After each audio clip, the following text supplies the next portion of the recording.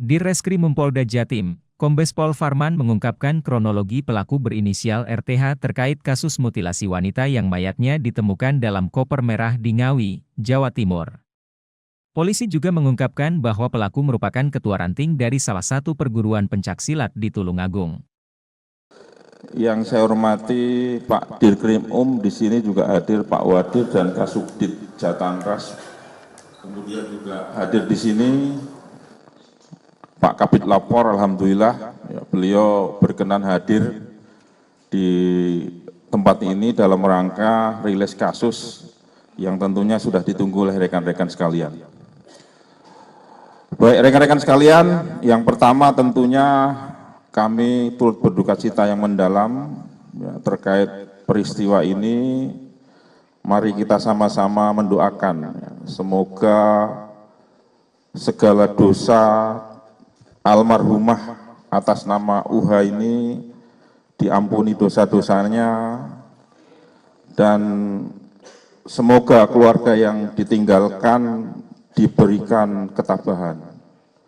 Kemudian juga saya mengucapkan terima kasih kepada rekan-rekan sekalian bahwa rekan-rekan sekalian menyemangati kita ya untuk melakukan pengungkapan secepat-cepatnya dengan melakukan publikasi perkembangan penanganan kasus. Dan yang tidak kalah pentingnya bahwa rekan-rekan juga banyak yang meng-up pemberitaan terkait kebaikan-kebaikan korban, di mana korban ini semasa hidupnya menurut yang saya berita itu menjadi sosok ibu single parent yang sedang merawat atau mengasuh dua anaknya yang masih kecil yang sedang sekolah di tingkat sekolah dasar. Ini menjadi keprihatinan kami dan juga ini mudah-mudahan keluarga yang ditinggalkan khususnya anak-anaknya tabah untuk menerima. Kemudian juga pada kesempatan ini Pak Dirkrim nanti akan langsung menyampaikan baik itu kronologis peristiwa yang terjadi dari mulai pertama penemuan koper yang berisi potongan tubuh di wilayah Ngawi sampai dengan proses pengungkapan dan penetapan tersangka termasuk konstruksi hukumnya nanti seperti apa nanti akan disampaikan oleh Pak Dirkrim.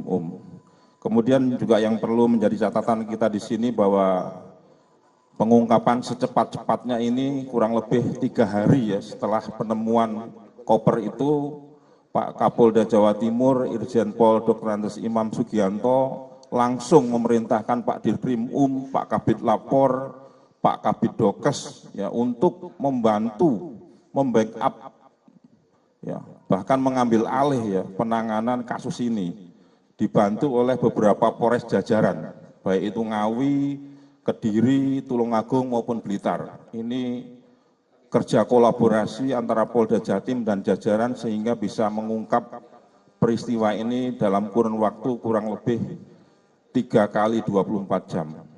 Untuk itu kami persilahkan kepada Pak Dirkrim untuk menyampaikan beberapa hal terkait dengan peristiwa ini. Kepada Pak Dirkrim waktu dipersilahkan.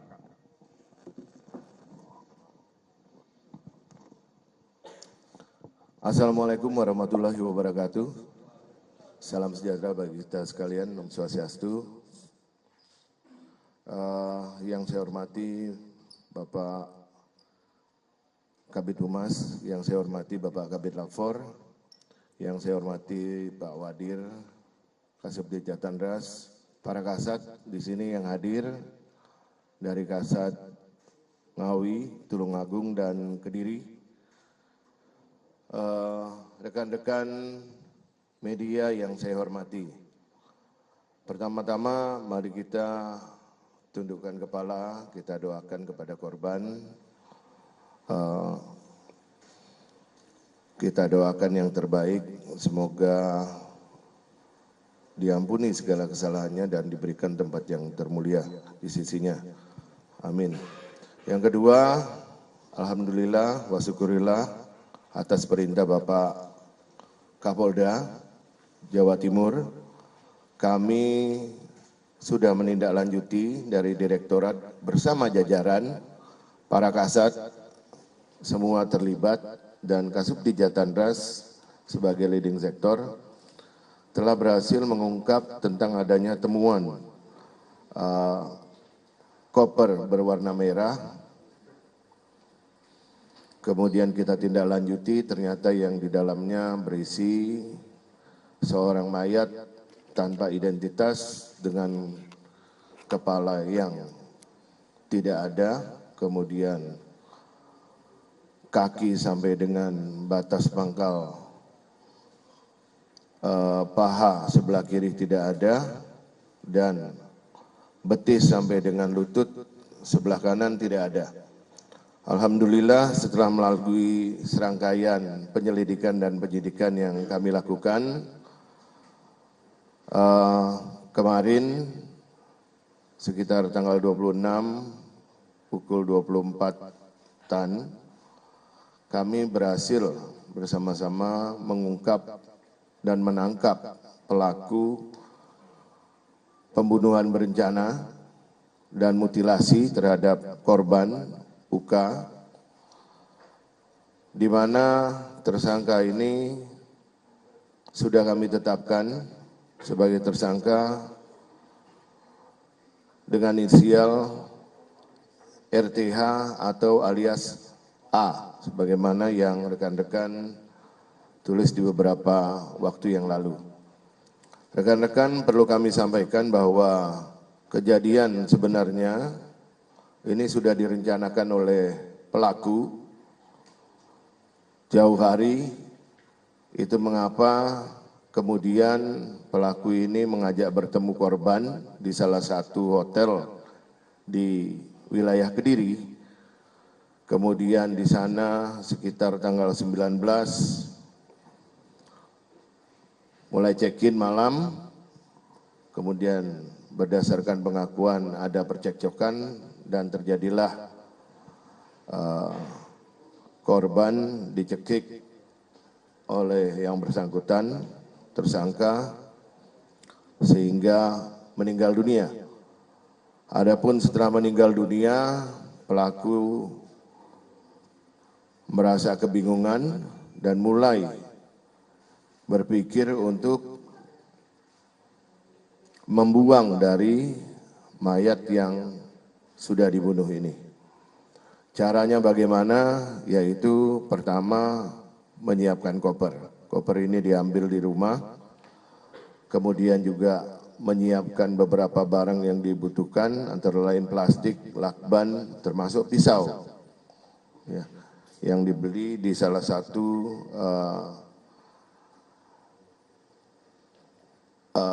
tempat, ya. Kemudian sekitar tanggal 20 dini hari, itu korban melakukan aksinya, dalam arti melakukan mutilasi. Kenapa dilakukan mutilasi? Karena awalnya korban ini akan dimasukkan secara utuh di dalam koper. Tapi karena tidak cukup, kemudian dimutilasi. Diawali mulai dari kepala korban. Kemudian diupayakan masuk, tidak cukup lagi, kemudian dimutilasi lagi kaki kanan, ulangi kaki kiri sampai batas paha, diupayakan lagi dimasukkan, ternyata tidak cukup, baru terakhir betis yang dimutilasi. Setelah itu baru yang bersangkutan merencanakan untuk membuang dari beberapa potongan, baik itu kepala maupun kaki.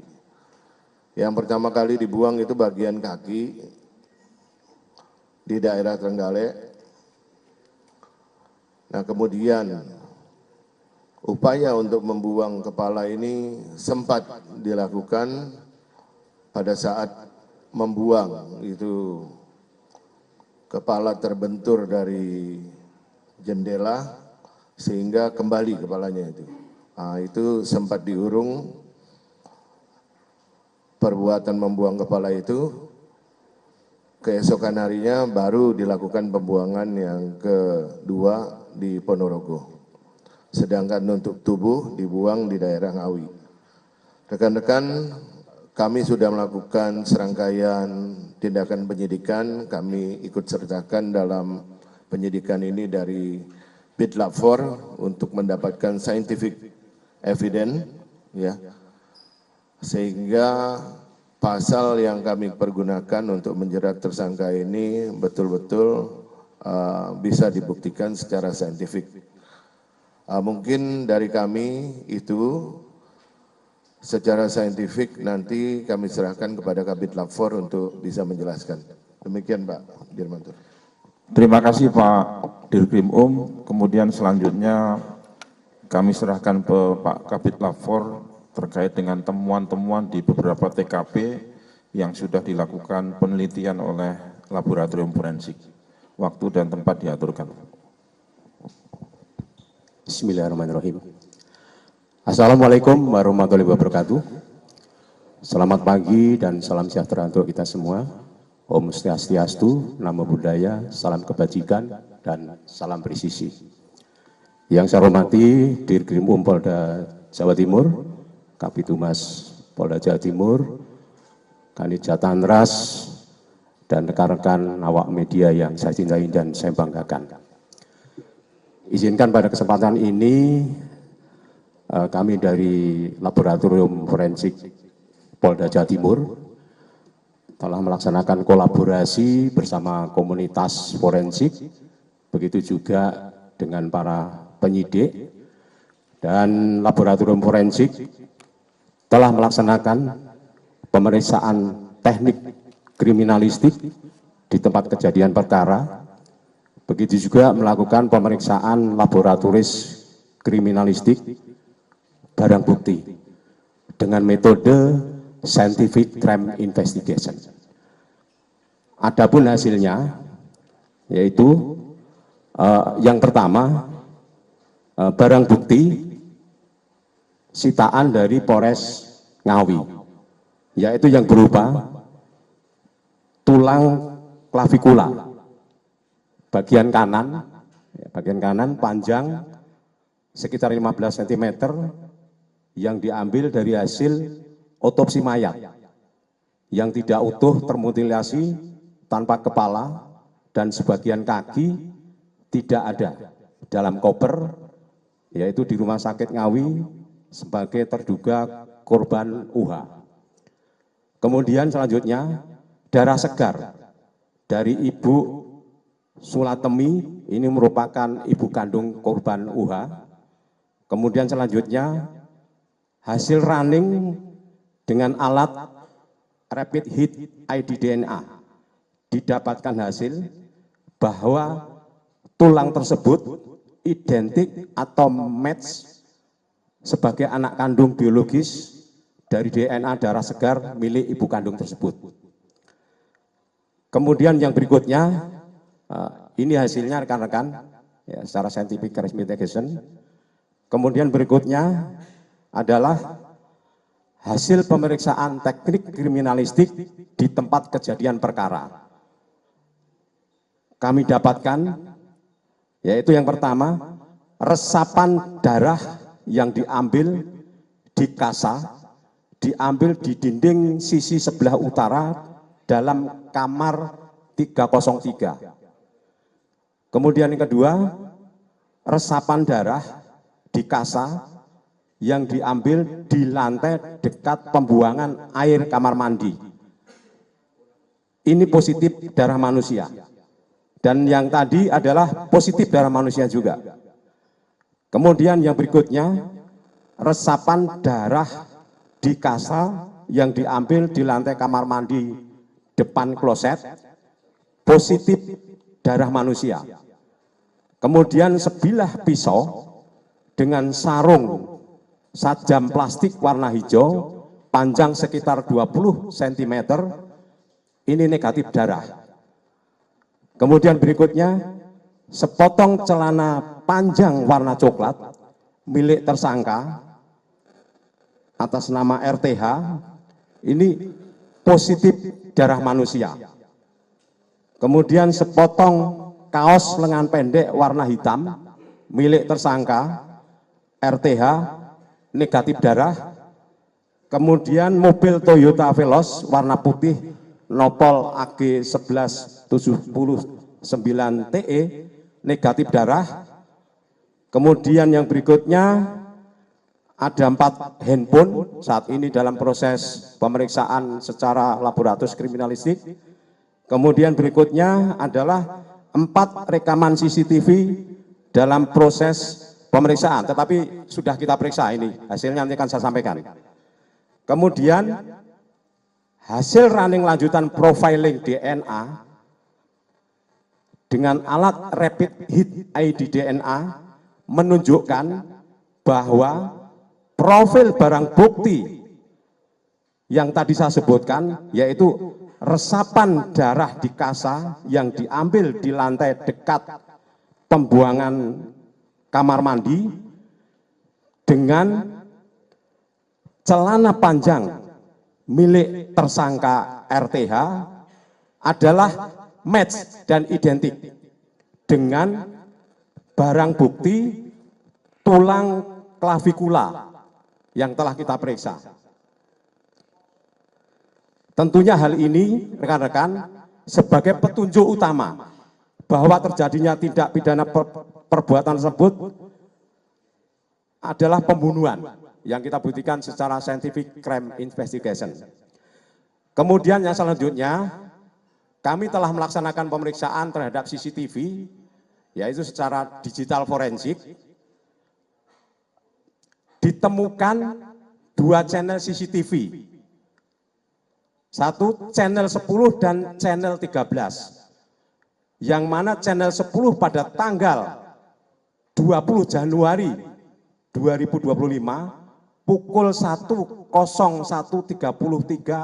waktu CCTV menunjukkan aktivitas tersangka dari mulai datang, menurunkan koper hingga memasukkan koper ke dalam mobil bernopol AG 1078 PB berwarna putih.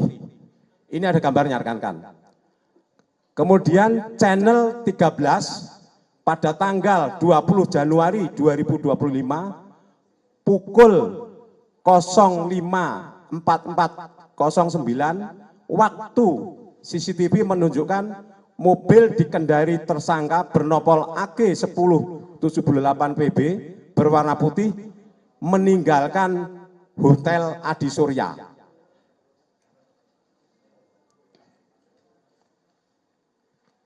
Kemudian yang selanjutnya, pada tanggal 20 Januari 2025, pukul 01.01.33, kamera 10 waktu CCTV, tampak 2 orang laki-laki duduk di teras depan hotel, yang satu berdiri dengan membawa koper berwarna merah turun dari mobil belakang.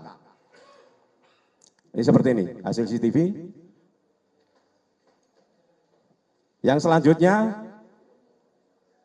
pada tanggal 20 Januari 2025, pukul 1.14.03, kamera 10 CCTV tampak 2 orang laki-laki, yang satu masuk ke dalam mobil, satu masuk ke dalam kamar hotel.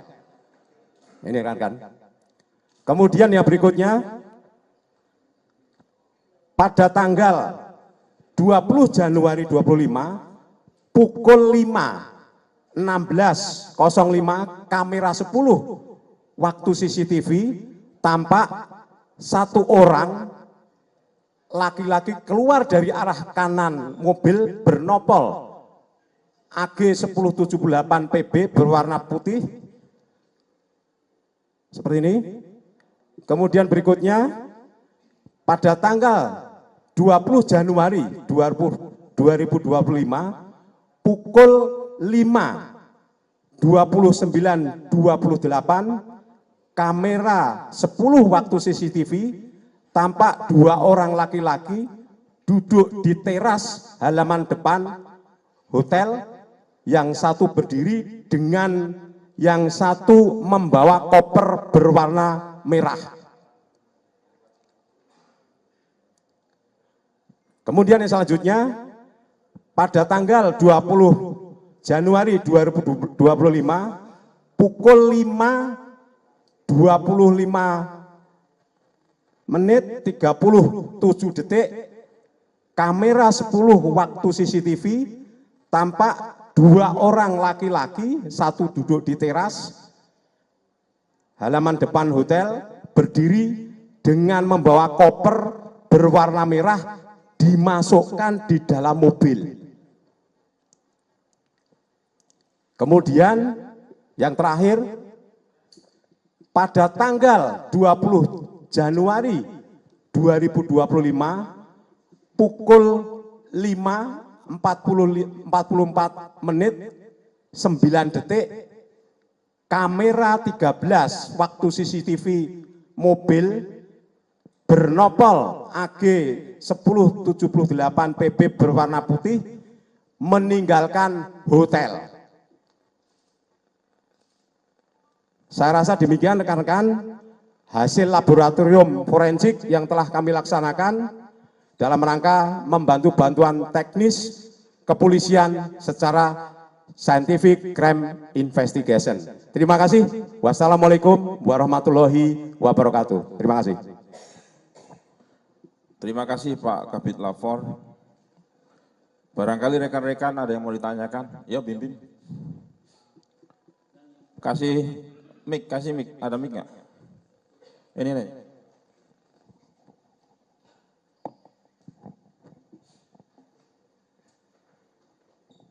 Bismillahirrahmanirrahim. Assalamualaikum warahmatullahi wabarakatuh. Izinkan saya mau tanya, yang pertama terkait dengan motif pelaku ini apa sampai melakukan hal keji tersebut. Terus apakah motif asmara atau motif ekonomi, mengingat tersangka juga menguasai harta korban saat kejadian. Terus yang kedua, untuk Pak Kalapor, tadi disebutkan bahwa pisau yang bersarung hijau ini, pisau yang bersarung hijau dinyatakan negatif darah. Negatif darah artinya kalau dalam pemahaman kami yang awam ini, negatif darah artinya pisau ini tidak digunakan sebagai alat untuk melakukan mutilasi. Mungkin bisa dijelaskan apakah memungkinkan jika menggunakan alat yang sekecil itu untuk melakukan mutilasi tanpa bantuan alat yang lain. Terus yang berikutnya, yang ketiga, terkait dengan tadi temuan CCTV yang menggambarkan ada 2 orang lain yang ikut membantu mulai dari mengangkat koper merah dan lain sebagainya. Apakah 2 orang itu sudah dilakukan pemeriksaan dan statusnya seperti apa? Mungkin itu saja. Terima kasih. Assalamualaikum warahmatullahi wabarakatuh. Baik, terima kasih rekan-rekan. Ya, perlu kami sampaikan bahwa terkait motif ya, hasil dari pemeriksaan terhadap tersangka diketahui bahwa motifnya ini adalah pertama, korban ini sakit hati, ada sakit hati dan juga cemburu. Cemburunya kenapa? Karena diketahui korban ini pernah ketahuan memasukkan laki-laki lain ke dalam kos korban. Ya, sementara tersangka ini di dalam di sekitaran kos-kos korban ini mengakui sebagai suami siri dari korban.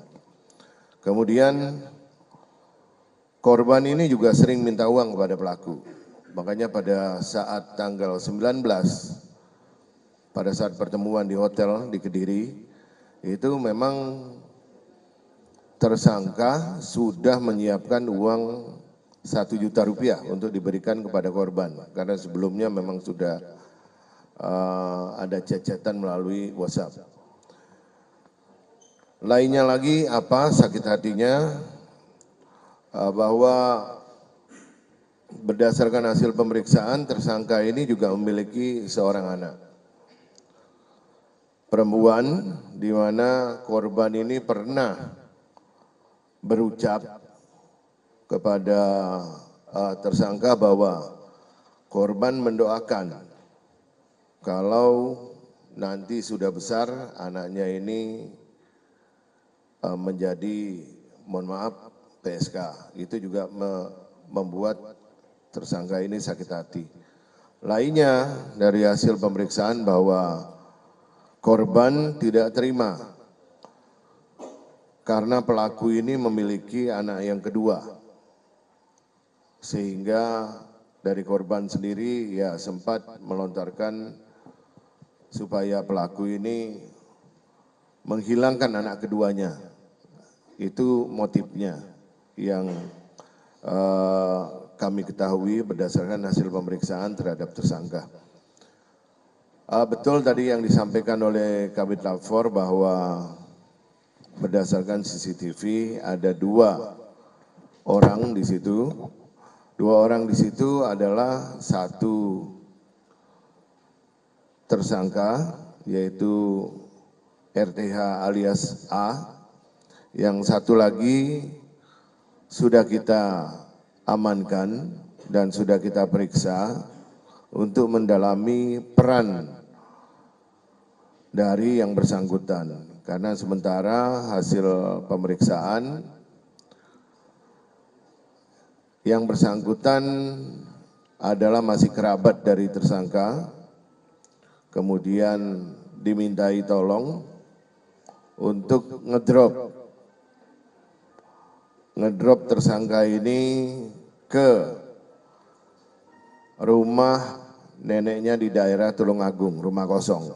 Nah, rekan-rekan kalau dilihat dari Tempus, ini kan kejadian sejak tanggal 19 sampai dengan 23 pagi baru diketemukan, bahwa mayat ini sempat nginap di beberapa tempat, antara lain rumah kosong di Tulungagung, ya. Kemudian baru tanggal 21 itu dilakukan pembuangan tahap pertama, baru dilanjutkan. Kemudian tanggal 22 itu pembuangan tahap kedua, itu terhadap kepala yang sempat terpental kembali ke dalam mobil pada saat dibuang. Kenapa pada saat itu diurung, tidak langsung membuang kepala yang mental kembali ke dalam mobil? Karena pada waktu itu di belakang mobil tersangka ada sepeda motor, pengendara sepeda motor. Sehingga dikhawatirkan dicurigai, maka diurung. Jadi kepala itu sempat dibawa oleh yang bersangkutan untuk nginap kembali. Itu ya rekan-rekan. Untuk alat, sementara memang diakui oleh tersangka menggunakan pisau buah. Secara saintifik hasilnya negatif, mungkin nanti Kabid Lapfor bisa menjelaskan. Demikian, terima kasih. Terima kasih Pak Dirkrimum. Barangkali Pak Kabid Lapfor juga bisa menjelaskan terkait ada 2 orang di CCTV yang ditanyakan, kemudian juga pisau itu tadi. Monggo. Terima kasih. Kami akan memberikan penjelasan berkaitan dengan sebilah pisau tadi yang kami sampaikan adalah negatif darah. Ya, tentunya sesuai dengan prinsip kami dalam memberikan bantuan teknis kepolisian, bahwa harus transparan, akuntabel, dan berkeadilan. Jadi kami sudah berupaya untuk memeriksa mulai dari pisaunya, kemudian sarungnya. Jadi itu tidak terdapat darah. Ya, namun itu diakui oleh pelaku. Ya, apakah setelah melakukan itu dibersihkan atau dicuci? Nah, yang jelas pada saat kami periksa tidak terdapat darah. Kemudian yang berikutnya, ada seseorang yang berada di sini. Ya, jadi CCTV menunjukkan ada orang yang berada di situ. Tetapi kami tidak melihat apa aktivitasnya. Nanti akan didalami oleh penyidik. Ya.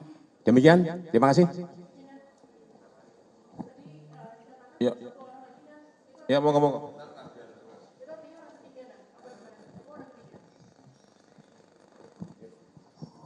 Ulangi Mbak, minta tolong Mbak. Izin, dan tadi kan disebutkan bahwa ada satu orang yang aktivitasnya terpantau di dalam CCTV.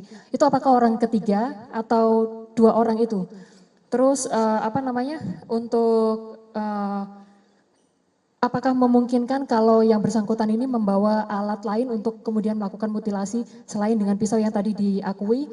Lalu yang ketiga dari hasil pemeriksaan kesehatan mental yang bersangkutan ini, apakah ada kecenderungan psikopat?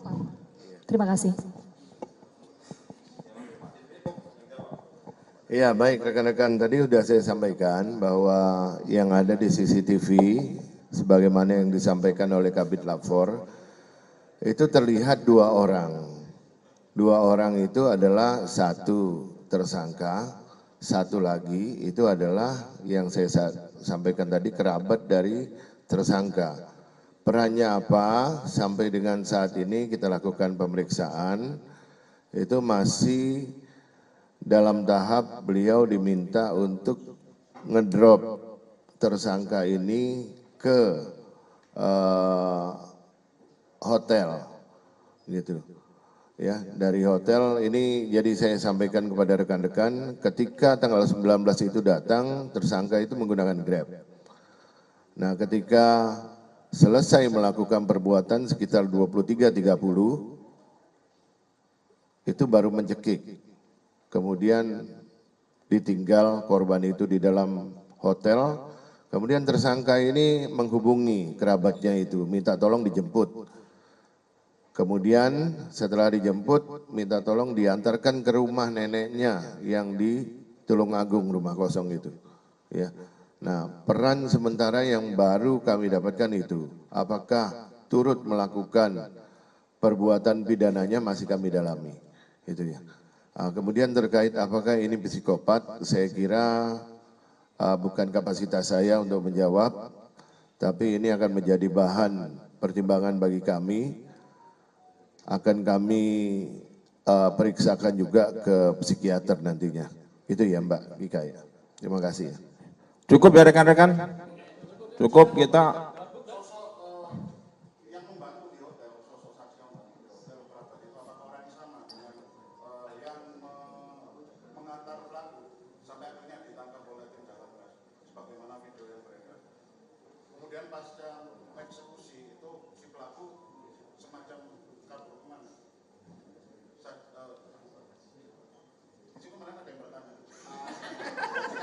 Ya langsung sekalian.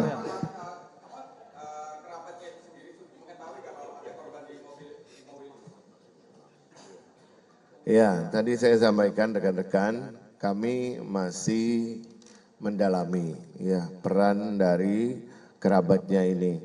Apakah pada saat kemarin ditangkap ada kerabatnya ini, sepengetahuan kami tidak ada, gitu ya. Tapi nanti untuk peran akan kami dalami lagi apakah perbuatan dari kerabatnya ini turut serta dalam melakukan perbuatan pidana. Apakah dia tahu dalam koper itu ada mayatnya? Sampai dengan saat ini masih kita dalami. Memang dalam pemeriksaan sementara kalau dilihat di CCTV itu yang mengangkat tersangka sendiri, bukan dibantu.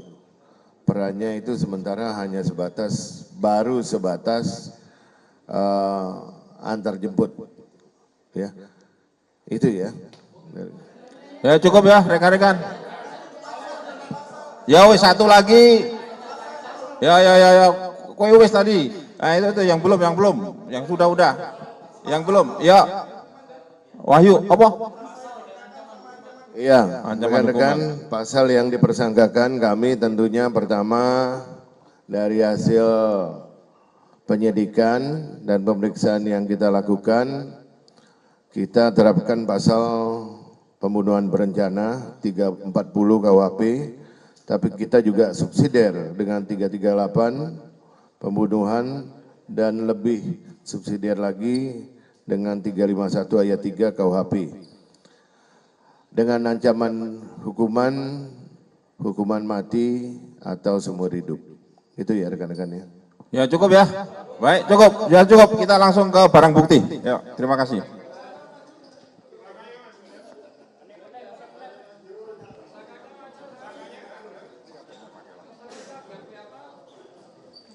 Baik rekan-rekan, kita langsung foto barang bukti.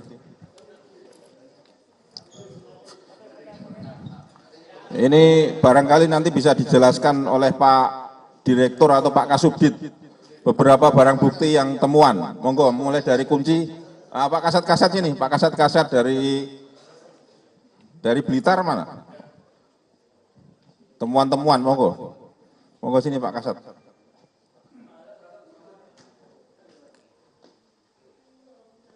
Izinan, ini yang mau jelaskan barangkali dari Kasubdit atau Komandan? Ya, pisau, ini pisau.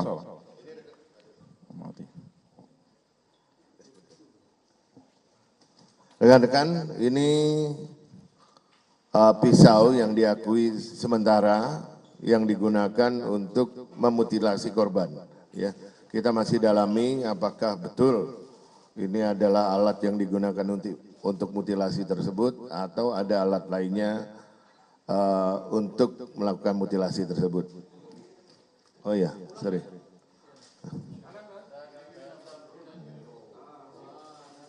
Ya udah, lanjut. Ini apa lagi Pak? Tambang ini Jan. Ini barangkali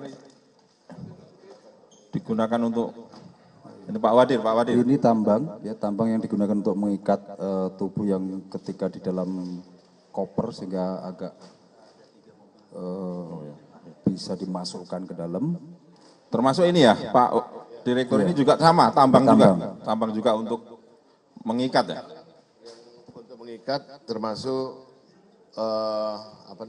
gelang yang ada pada korban. Kemudian kami juga sampaikan kepada rekan-rekan bahwa di luar kita juga menyita 3 unit kendaraan roda 4 antara lain ini kuncinya ada mobil R3 itu punya korban yang sempat dijual. Kemudian dari hasil penjualan R3 itu kemudian kita menyita ada Vios. Vios itu adalah pembelian dari hasil penjualan R3. Kemudian juga kita menyita satu lagi Veloz, yaitu kendaraan yang digunakan sebagai sarana untuk membuang dari organ tubuh yang sudah dimutilasi. Demikian ya rekan-rekan.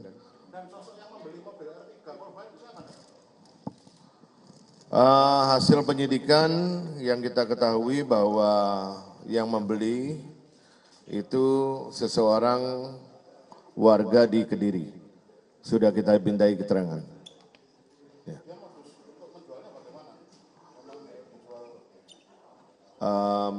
Memang penjualan dilakukan melalui media online, sedang kami dalami. Kenapa kok, apakah ini grup tertentu yang memang khusus terkait hasil tindak pidana atau memang jual beli mobil seperti biasanya, gitu. Ya. Profesi pelaku rekan-rekan sementara sesuai KTP pelajar, tapi secara informal hasil dari profiling kami, pelaku ini adalah salah satu ketua ranting dari salah satu perguruan pencaksilat yang ada di Tulungagung. Ya, juga bertindak sebagai LSM yang sering berkomunikasi dengan anggota di Polres daerah Tulungagung, Trenggalek dan sekitarnya. Demikian ya rekan-rekan. Ya, cukup ya. Jangan lupa subscribe ya.